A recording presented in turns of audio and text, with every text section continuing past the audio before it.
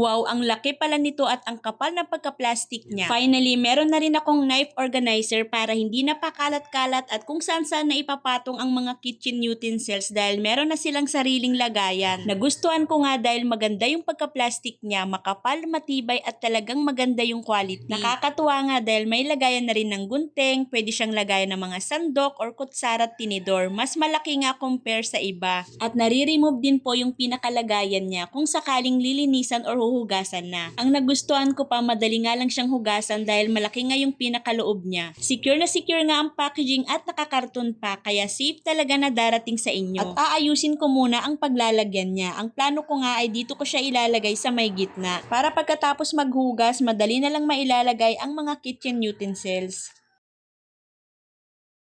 At ayan, maayos na nga tingnan. Iba talaga kapag may sariling lagayan ang mga kitchen utensils natin, malinis tingnan. At ang ganda pa ng kulay, lakas maka-aesthetic sa kitchen. O siya, kung gusto nyo rin mag-order, ang link na sa yellow basket.